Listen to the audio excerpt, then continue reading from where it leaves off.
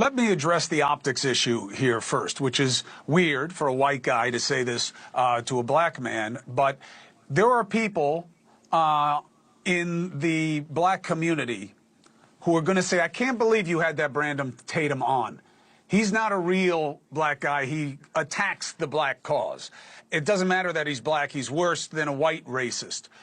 What do you make of that allegation, and why do you think it's out there?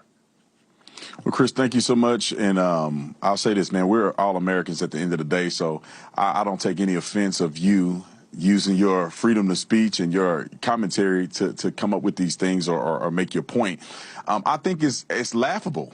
I mean, for somebody to say, I don't like the black community because I'm willing to find both sides of the story to get to what happened to Nolan Wells, I mean, people should be ashamed of themselves for even framing me like that. But the problem is many people want this country to stay divided. They want us to stay in a sense of fight or flight mode, and that racism is the main focus, and that's the main contributor to black success or failure in this country. And it's just not the case. Most people are not worried about race. I'm sure you and I couldn't care less what color somebody's skin is. Are you a good person or you're not a good person? And some things that I found out after going to Mississippi and talking to a whole slew of people is that in this situation, it does not appear that race was a factor. A young man lost his life, and I think that's what we need to focus on, and we need to focus on finding out how he lost his life. What is your take, as someone who's obviously intimately familiar with law enforcement, what is your take on the suggestion that, you know, the authorities really started this? They came out too soon saying no foul play. They should have said that they were investigating because there's not enough evidence for them to put out there of their own conclusion. What do you think of that? Well, they're darned if they do, they're darned if they don't. If they said nothing, people will be mad that they didn't say enough. If they come out and at least give some people some idea of what the investigation has in store so far, then people get mad at that. They did not say that there was no foul play. They said at this point, we don't have any indication of foul play, which I think that any rational person that's involved or invested in this should feel very confident in, like, okay, we're not looking at some heinous murder where a kid was mutilated and things like that. What's up, family? So today we got to talk about something that's been getting a lot of attention. I'm sure you may know the Nolan Wells case, and I want to break this down, look at what's really happening, who's telling the truth, who's running game, and what this whole situation actually teaches us about people, about money, and about how quick we are to believe a narrative when it fits what we already want to be true. Because what's coming out right now is exposing something ugly, and it's not what you think. Brandon Tatum went down to Mississippi and did what the mainstream media refuses to do. He actually talked to the people who were there. He sat down with Nolan Wells' friends, the ones who've been painted as suspects, as murderers, as cold-hearted white boys, quote unquote, who left a black kid to die. And what he found, it completely destroys the narrative that's been pushed on national television. But here's the thing. The people pushing the narrative don't want the truth. They want the story, and there's a big difference. So let me break this down, because you got a situation where an 18-year-old kid goes missing on July 4th at a river in Mississippi. Tragic situation, no doubt about it. A family lost their son. But from day one, the authorities said, and I want people to really hear this. They said, at this point, we have no indication of foul play. They didn't say nothing happened. They said there's no evidence pointing to murder. But that's not what went viral, is it? What went viral was the idea that Nolan was with a group of white boys. They left him and nobody cared.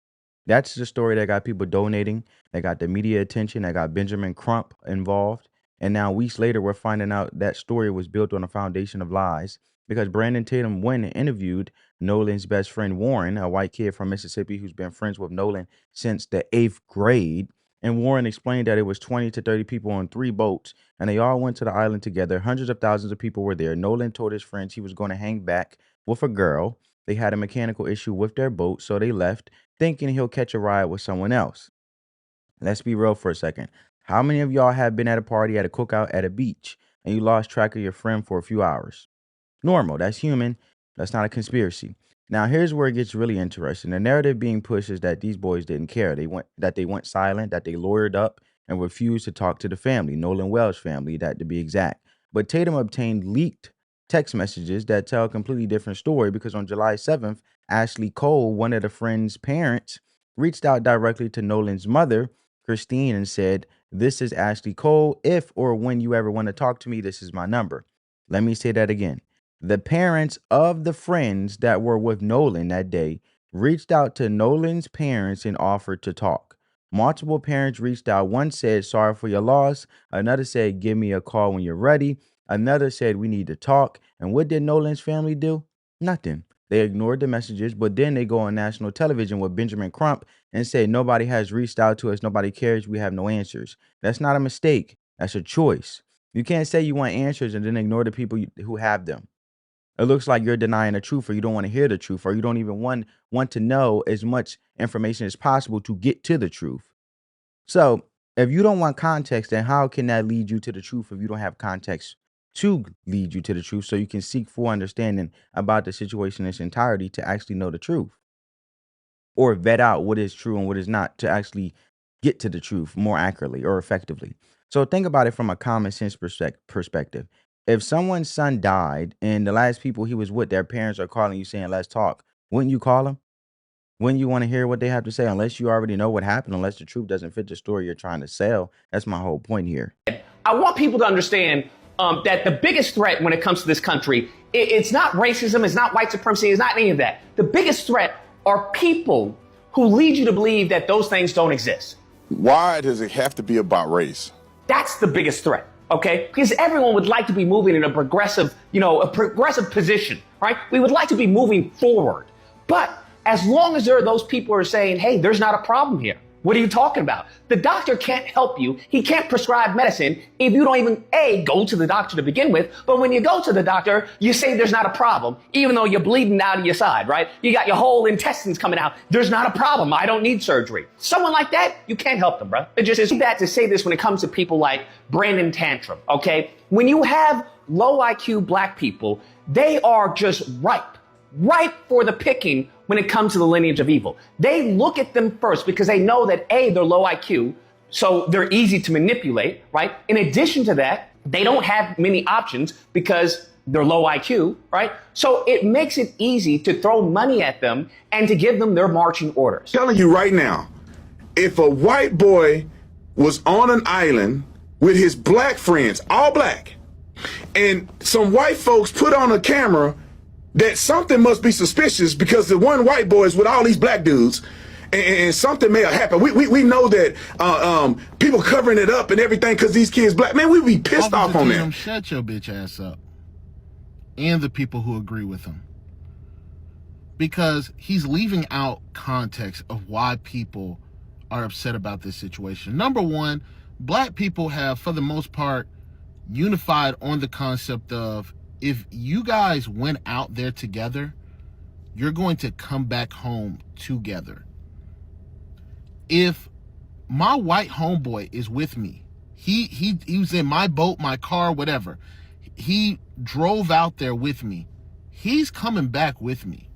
No one told Nolan Wells' parents that this boy was even missing. You had his phone all fucking day. You never made an effort to get it back to him. You never made an effort to communicate to him or anything like that. The mother had to come find you to come get the phone from you. And when they opened the phone, they seen that there were text messages deleted and there were Snapchat messages deleted. This is what made it suspicious. And then as soon as people figured out who the fuck he rode out there went, everyone went dark. Every single person went fucking dark. I think people owe these boys an apology. It's very sad and unfortunate what happened to Nolan Wells. I don't know if there was something that was foul play happening to Nolan Wells. All right, Officer Tap Dance. So if you don't know, then you need to be quiet as well. How can you sit here and say people owe these boys an apology when you just clearly say you don't even know what's going on? And I know you have a PhD in criminology, so if you don't say anything that's related to white safety, then you will lose majority of your supporters. I get it. I understand. Your wife will probably leave you. But you need to shuck and jive yourself out of this situation. The scrutiny that these boys in Mississippi is receiving is not simply because of their skin color. It's the lack of concern that the system showed for this case and that his friend group showed for this case. This was a horrible investigation. They wrote it off before it even started. And then they had to go back and say, well, now we're investigating this. Between the phone, between the keys, between the messages in his phone, between people not knowing which boat, which friend group he was with, between them saying he went off with these people, no, he was with these people, and then between them maybe having a fight or he hanging out with this another group of people, all of this information sounds fishy. So there you have it. The internet basically spewing a narrative and an uproar that you guys see that I wanted to show you guys from that perspective. But then there's another perspective, of course. So I'm sitting here watching this Brandon Tatum interview with Nolan Wells' friend Warren. I got it playing on the TV right there. Let they both go. I'm trying to understand what it is that y'all mad about with Brandon Tatum. I done seen some of the white liberal saviors and black folks get on here and talk shit about him. Why y'all mad that he went to go talk to Nolan Wells' homeboy who just so happened to be a white boy? If you mad at that, go eat a dick because you part of the problem. And the white liberal saviors, they the biggest part of the issue, but that's a whole nother story. What I'm saying to y'all is, this is Warren. They in Mississippi. Nolan Wells' friend. He said, man, I met Nolan Wells in the 8th grade. We was super cool. We started getting tight after that. Nolan Wells, always smiling. He bring joy to everybody. Any room he walk in, he light the room up. Man, I text him all the time. He in the group chat. We hang out every time we come back from school. He said, no, I didn't really go over his house like that, but we was still close. That didn't mean nothing. And here y'all go, oh, well, how y'all close and you never went to his house? That's why I hate social media, because y'all get on here and act like life just perfect. I got so many homeboys in my life whose house I never went to as kids. But when we got grown, yes, we hung out. That does not mean this person not my friend because I never went to their house. What type of shit is that? Y'all logic is crazy, dog. Your logic is crazy. But I remember, we on social media where y'all like to make up bullshit. So I'm just trying to understand, mainly to the white liberal saviors who think they know everything was good for black folks, and to my black people who can't let racism go. What are you saying about Brandon Tatum and this white boy that's making you mad? Because now that means you mad at Nolan Wells. Nolan Wells was a fool for being friends with this white boy, because y'all saying this is who took his life or got something to do with it. I thought y'all wanted racism to end. You don't want that shit to end. White liberal saviors and black folks got a racist fetish. They want to hear racist. Their mind can't compute like, hey, this didn't have nothing to do with racism. They want to believe it was racist so bad, and I don't understand that shit. I'm confused. Because I'm sitting here watching that shit. I'm looking for some racist shit. I'm looking for something that look fishy. And I can't find none. I'm just seeing regular conversations. I done seen racist white people. I'm black. I've been black my whole life. I know how they look, how they talk, how they walk, all the dog whistles they use and the microaggressions. I know this shit. Imagine like a regular white boy in Mississippi who like to fish and hang out with his partner who just so happened to be black. Man, get the fuck out of here, dog. I listened to Officer Tatum's interview with Nolan Wells' friend, and I don't even rock with Officer Tatum like that. But I appreciate him for bringing another perspective to the table. Like, y'all ain't got to believe Nolan Wells' friend, but at least we get to hear the other side of the story versus y'all just labeling these folks as murderers without much to support that claim. But when you hear his side of the story, bro, that's crazy. Because I'm telling, when I first clicked on the case and I was listening to Ben Crump and Al Sharpton talk about it a little bit, they made it seem like these 3-4 boys and Nolan went out to the island and it was just them. And something happened and they just left them there. And, they clearly had something to do with it and blah, blah. And then when you hear Nolan's friend's side of the story, and he's like, bro, look at the security camera, bro. It was like 20 to 30 of us on 3 boats. Everybody knew everybody, but Nolan was more close with us, so he was on our boat. But when we got to the island, it was hundreds of thousands of people there. That already, I'm like, whoa, that's not at all what I imagine if I'm listening to the other side. And then they're like, bro, we had a boating emergency, and we told Nolan we was finna leave. Come on. He said he was gonna hang back with a girl, so we left. And I'm like, that's the most normal thing ever. Nolan hung back with a girl. I hang back with a girl. There were still hundreds of thousands of people there, and he probably thought my dogs was gonna come back. So this could potentially have nothing to do with those boys. That's what I'm saying. If we just going off of that, because that is pretty normal versus the picture that they was trying to paint with the 3, 4, 5 of them went out to the island by themselves and left Nolan. That's crazy. And it's like, I'm not saying nothing didn't happen to Nolan, but when y'all trying to paint pictures like that, bro, come on, bro. Like, what are we talking about? Something could very well have happened, but it should be more from a broad, bigger picture perspective, as in, there were hundreds of thousands of people out there. Nobody saw what happened to Nolan. That's another story, right? What about the girl that he was with? Did she see something, right? If he drowned, did anybody see the drowning, right? But it seems like people are wanting and hoping something like somebody murdered him. Why would you hope that? Like, why would that be the only thing that satisfied your? I don't know. That's weird. That's what people are like hoping is the case, versus it may have been drinking and beach. Drinking and water is a terrible combination. Drinking, boating, and water. And I don't agree with the race rhetoric and, the divisive rhetoric, but I do agree with the objectivity of actually just Brandon Tatum bringing these friends on, because the mainstream media hasn't done it. The family, Nolan Wells family, hasn't done it or spoke, as far as I know. Correct me if I'm wrong, because I'm always open to the possibility of being wrong. But to the utmost truth of what I know, the Nolan Wells family did not speak to these friends. So what I'm saying is, I don't like the divisive rhetoric. I disagree with that, but I do agree with what's wrong with Brandon Tatum bringing these young men on to get their perspective entirely, since they were there with Nolan Wells while we wait for the information to come out, let alone the results from the state autopsy. Why hope for anything so extreme and so negative and so evil? And it just tells you the mindset of individuals, right? But however, we can still speak on it from the facts and the full context, truthfully, of what individuals who were there and what they know, and from the results from the autopsy, and keep it there as we respect the process when it comes to the investigation. Nothing wrong with asking questions. There's nothing wrong with asking the people who were present. But to sit there and add divisive rhetoric that's destructive to the simple fact of, out of respect for the grieving family and just for this young man Nolan as well, God rest his soul, and also the friends who were very close with him who are battling as well with their lost a friend, right?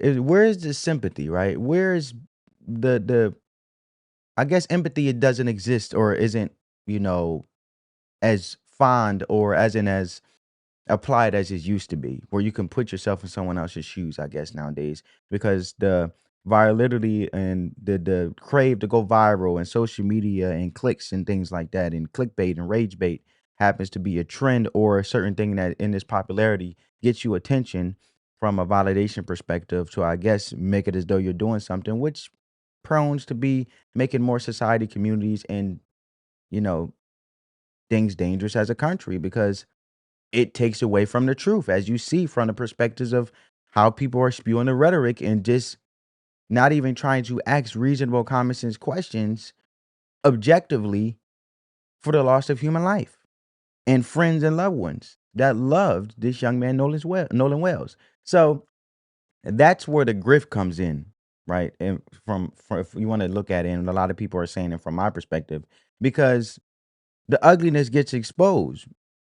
And if you watch the Carmelo Anthony case play out the exact same way, a tragedy happens, the race narrative gets pushed like instantly, the money starts flowing in, the GoFundMe's, the truth becomes the enemy. The Nolan Wells family has raised tens of thousands of dollars off of this narrative. GoFundMe pages, media appearances, outrage clicks, all built on the idea that this was a white lynching, that a black kid was murdered by white friends who got away with it. But when the actual evidence comes out, the text, the interviews, the security footage showing 30 people on 3 boats, none of it supports that story, as far as I can see.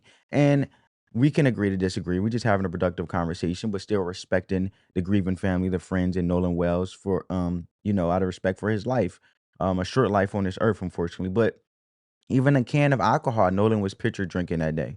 That's probably the real culprit, right? An 18-year-old kid or young man, probably his first time drinking heavily on a hot July 4th, even though you push the age of drinking is 21, as far as I know. But in the water, maybe swimming, maybe fell, maybe got cramps, maybe drowned. That's the most likely explanation.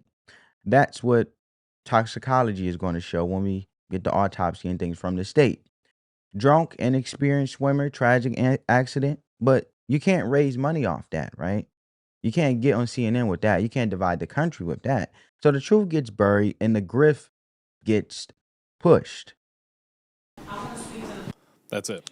So she gets on there and she says they haven't spoken to the family or did anything like that, alluding to the fact that as if the family haven't tried to communicate with her since you lowered it up, meaning that they lowered it up and they haven't heard any contact from the family.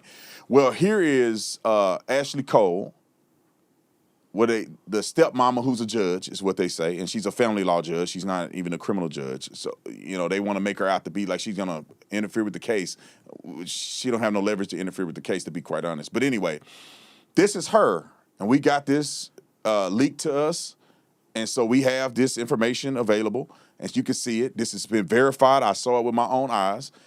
And this is a message from Ashley Cole to Nolan's mother. And it says, Christine, this is Ashley Cole. If or when you ever want to talk to me, this is my number. This was on July the 7th. Correct. Now, the question is, if you want to know what happened to your son and you think that his friends are responsible, had any involvement, it would be conducive for you to say, let me talk to their mama and see what they're talking about. Because she is offering to communicate, even though they have lawyers. Yes. And the thing is, the boys didn't lawyer up immediately.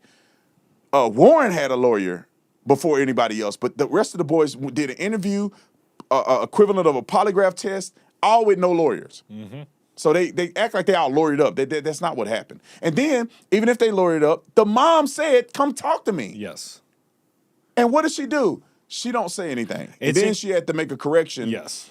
A few days later, roll it. But the parents, again, they've offered, and I need to correct myself because I think yesterday in one of the interviews, I think I said that maybe none of them, I want to say 2 or 3 of them have reached out.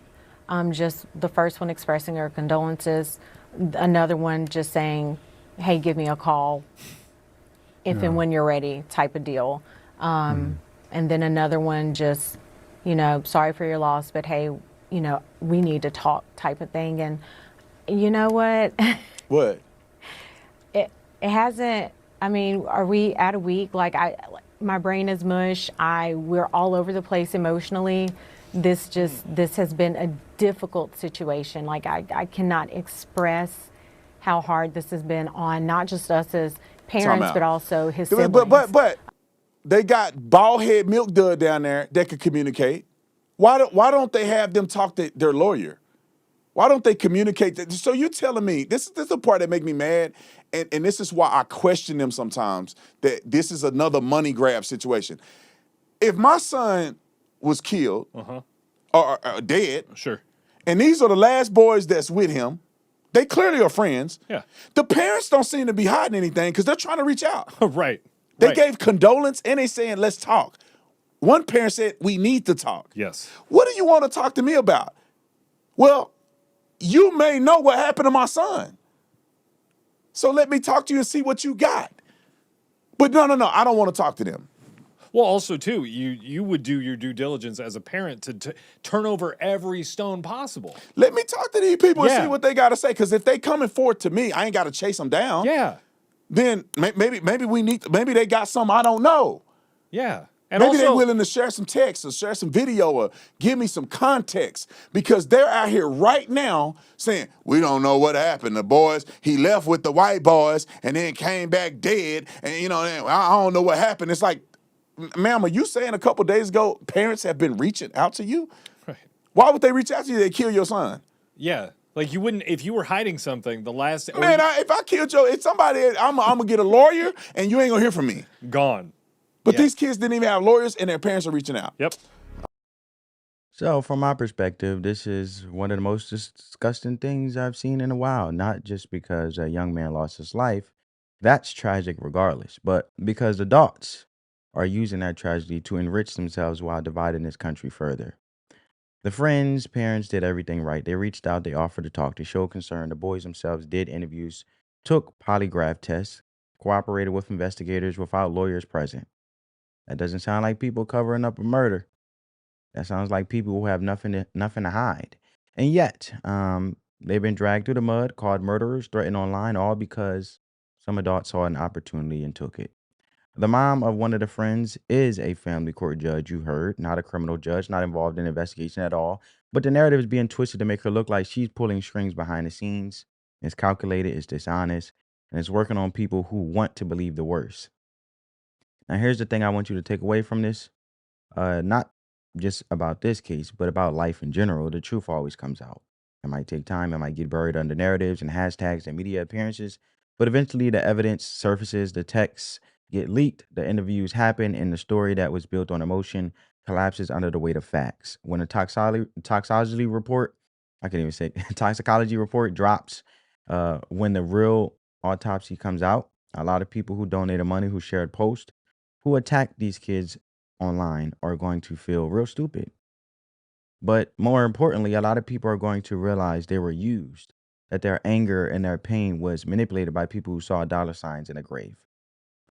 And that's the unfortunate part. And as I got older, me being 27 years old, I never, as I like to talk to, my elders or elders just along the way, who lived this life. And it's mind blowing to see how even when someone's unfortunately gone or passed, how individuals will basically enrich themselves or out of disrespect for human life do things like this while in the name of a human life being lost, enriching themselves, creating division, you know, even I heard stories of individuals going into people's caskets and getting their personal belongings like jewelry off of the person who passed. That was very, very personal and very, very you know, cherishing to them that they allowed to go with them in the casket. So it's just mind blowing to me. But that brings me to life wisdom in all of this. There's a verse in Proverbs that say a false witness will not go unpunished, and whoever pours out lies will not go free. Proverbs chapter 19, verse 5. I include that because it's real. It's not about religion, it's about reality. When you build a story on lies, you eventually answer for it. The truth has a way of surfacing no matter how much money you raise, no matter how many cameras you stood in front of, no matter how many times you say, we just want answers, while ignoring the people who actually have them. The universe has a built-in accountability system. You can fool people for a while, but you cannot fool the evidence, and you cannot fool the autopsy report. You cannot fool I can't say this word, toxicology screen. So if you take anything from this video, let it be this. Don't let your emotions be weaponized. Don't let don't let tragedy or your tragedy, if you're going through something, be turned into content.